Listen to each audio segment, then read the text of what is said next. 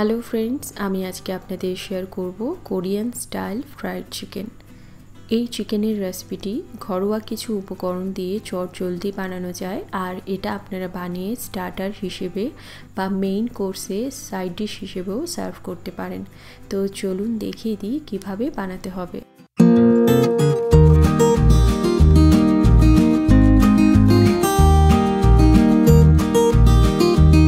Korean fried chicken বানানোর জন্য এখানে 500 গ্রাম আমি চিকেনের লেগ নিয়েছি। আপনারা চাইলে বোনলেস চিকেন বা চিকেন উইংস দিয়েও করতে পারেন, তবে আমি পার্সোনালি সবাইকে রিকমেন্ড করব চিকেনের লেগ দিয়েই করতে, তাহলে এটার রেজাল্টটা বেস্ট আসবে। তো এবারে এই চিকেনগুলোকে ভালো করে ধুয়ে নিয়েছি। এবারে এই ছুরি দিয়ে চিকেনটাকে খুব ভালো করে চিড়ে দিতে হবে। নর্মালি আমরা চিকেন কারি বানালে যেরকম করে হালকা হালকা কাট করে দিই, ওরকম নয়, একটু ডিপভাবে একদম হাড় পর্যন্ত চিকেনগুলোকে অনেকগুলো করে কাট করে দিতে হবে। চিকেনটা যেন একদম হাড় পর্যন্ত চেরা হয়ে যায় এরকমভাবে কাটতে হবে, তাহলে এই চিকেনের লেগটা খুব তাড়াতাড়ি ফ্রাই হবে। আর অনেক সময় দেখবেন ফ্রাইড চিকেনের ভেতরে অনেক সময় ব্লাড থেকে যায়, তো চিকেনটা যদি আপনারা খুব ভালো করে চিড়ে দেন তাহলে হাড়ের ভেতরেও বা মাংসর ভেতরেও ব্লাড আর থাকার চান্স থাকবে না। সেই জন্য এই চিকেনগুলোকে একদম অনেকগুলো কাট করে দেবেন আর একদম হাড় পর্যন্ত কাট লাগিয়ে দেবেন, তাহলে এই চিকেনটা খুব ভালোভাবে রান্না হবে। দেখুন আমি কিভাবে করছি, ঠিক ওরকমভাবে করে নিতে হবে। এটা কিন্তু অবশ্যই করতে হবে, এটা আপনারা যেন স্কিপ করে যাবেন না। দেখুন সমস্ত চিকেনগুলো আমি কেটে নিয়েছি সুন্দরভাবে। এবারে এই চিকেনগুলোকে দুটো ম্যারিনেশন করতে হবে। প্রথমে ফার্স্ট ম্যারিনেশন করে নেব, তারপর সেকেন্ড ম্যারিনেশন করব। ফার্স্ট ম্যারিনেশনের জন্য একটা বোলের মধ্যে 1 কাপ পরিমাণ দুধ নিয়েছি, রুম টেম্পারেচারে থাকা দুধ। তার সঙ্গে পরিমাণ মতো নুন আর হাফ পাতিলেবুর রস দিয়ে দিচ্ছি।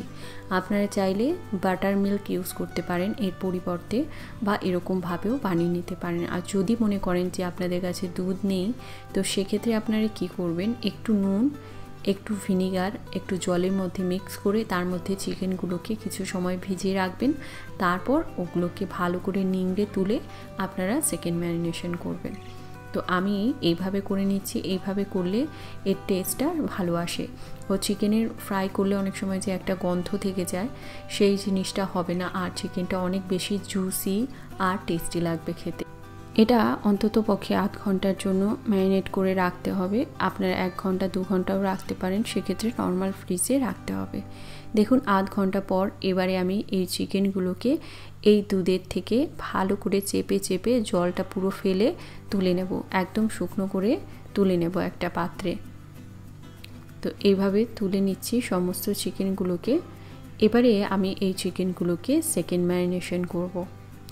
সেকেন্ড ম্যারিনেশনের জন্য আমি এর মধ্যে দিয়ে দিচ্ছি সামান্য করে নুন। অল্প করে নুন দেবেন, কেননা এর মধ্যে সস দেওয়া হবে বা ফার্স্ট ম্যারিনেশনও নুন দিয়েছি, সেই জন্য নুনটা কম দিতে হবে। তো এর মধ্যে আমি লাল লঙ্কার গুঁড়ো মানে ঝাল লঙ্কার গুঁড়ো দিয়ে দিচ্ছি। আপনারা যেমন ঝাল চান সেই বুঝে দেবেন। তার সঙ্গে একটু কাশ্মীরি লঙ্কার গুঁড়ো দিচ্ছি যাতে করে একটা সুন্দর কালার আসে। আর 1 টিস্পুন আদা বাটা, 1 টিস্পুন রসুন বাটা দিয়ে দিচ্ছি। আর কোনো কিছুই লাগবে না। এই মশলা দিয়ে এই চিকেনটাকে খুব ভালো করে আমি মেখে নেব।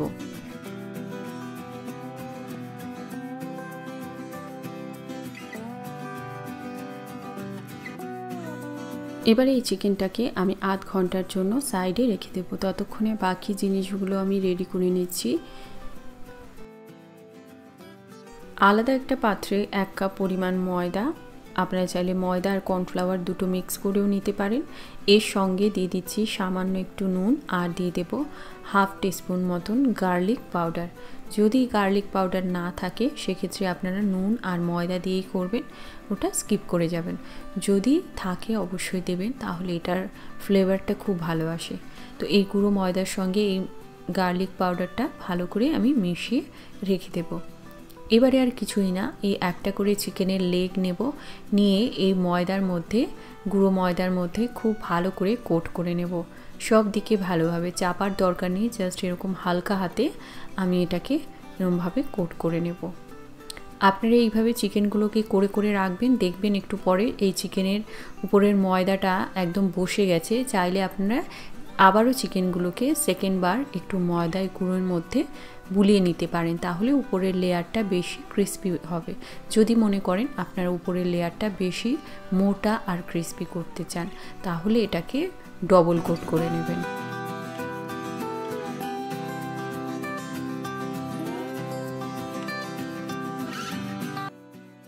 দেখুন সমস্ত চিকেনগুলোকে ময়দায় কোট করে নিলাম। এবার এগুলোকে আমি ডিপ ফ্রাই করব। তো ডিপ ফ্রাই করার জন্য একটা প্যানের মধ্যে বেশ খানিকটা তেল দিতে হবে, যেহেতু আমি এটা ডিপ ফ্রাই করব।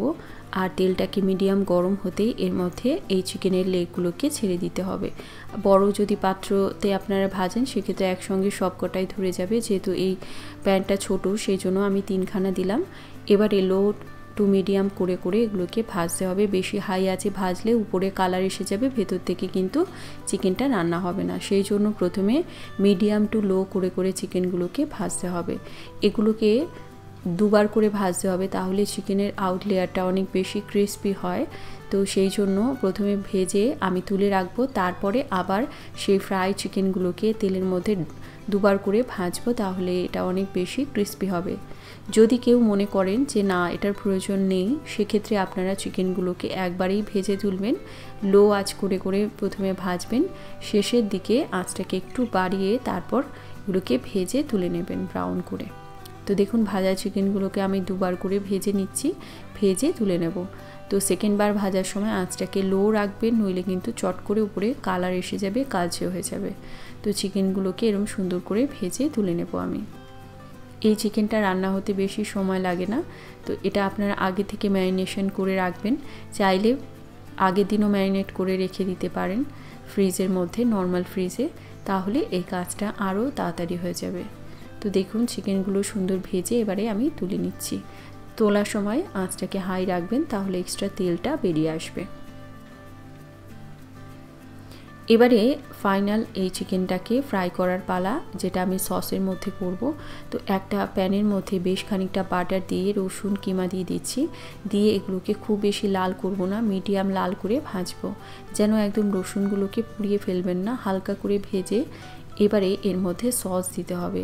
সসটা আমি কি দিলাম দেখুন, একটা পাত্রে আমি বেশ খানিকটা টমেটো সস, একটু রেড চিলি সস আর একটু শেজওয়ান সস দিচ্ছি। যদি শেজওয়ান সস না থাকে আপনারা চিলি সসটা আর একটু বাড়িয়ে দেবেন। আর এর সঙ্গে দিচ্ছি কিছুটা পরিমাণ চিলি ফ্লেক্স, যাতে এটা আর একটু স্পাইসি হয়। এবারে এর মধ্যে একটু মিষ্টি ভাব আনার জন্য এর মধ্যে দিচ্ছি মধু, টিস্পুনের আমি 3 টিস্পুন দিচ্ছি। যদি মিষ্টি ভাবটা কম রাখতে চান 2 টিস্পুন দিলেই হবে। আর যদি মনে করেন আরও বেশি আপনারা ঝাল করতে চান, সেক্ষেত্রে আপনারা চিলি সসটা আর একটু বাড়িয়ে দেবেন বা শেজওয়ান সসটা আর একটু বাড়িয়ে দেবেন। তো আমি এটাকে যেই পরিমাণে দিলাম সেই পরিমাণে আপনারা হালকা মিষ্টি হালকা ঝাল হবে। এবারে এই প্যানের মধ্যে এই সসের মিক্সচারটা দিয়ে একটু নাড়াচাড়া করে এই চিকেনগুলোকে, ভাজা চিকেনগুলোকে দিয়ে একদম লো আছে এটাকে মিক্স করে নিতে হবে। জাস্ট এই সসটা যেন এই চিকেনের গায়ে খুব ভালো করে কোট হয়ে যায়, এইভাবে এই চিকেনগুলোকে মিক্স করতে হবে। হাই আঁচে করলে কিন্তু একদম চট করে এগুলো শুকনো হয়ে গিয়ে একদম স্টিকি হয়ে যাবে, সেই জন্য আঁচটাকে লো রেখে এই সসটার সঙ্গে চিকেনটাকে এরকমভাবে কোট করে গ্যাসটাকে অফ করে দিতে হবে।